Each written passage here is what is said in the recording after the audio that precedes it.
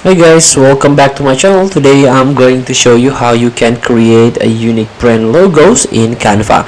So here, let's try open your Canva and don't forget to sign in. So if you have a products that you want to launch, you want to make a brand, don't forget with the logos, don't forget with the icon. You can create it in Canva. So here we go. You can click apps, then click all apps, and this is logo maker, professional brand logos made easy. Whether you're a small business owner, entrepreneur, or designer, logo maker empower you to create stunning logo effortlessly, so you can create to use in your design. So here you can describe the logo you want, include words, object, color, shapes.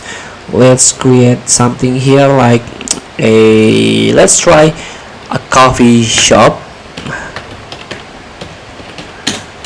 with a earthy tone,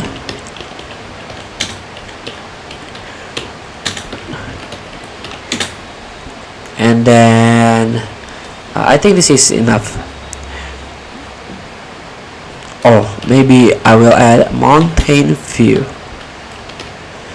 then create. This may take a few seconds.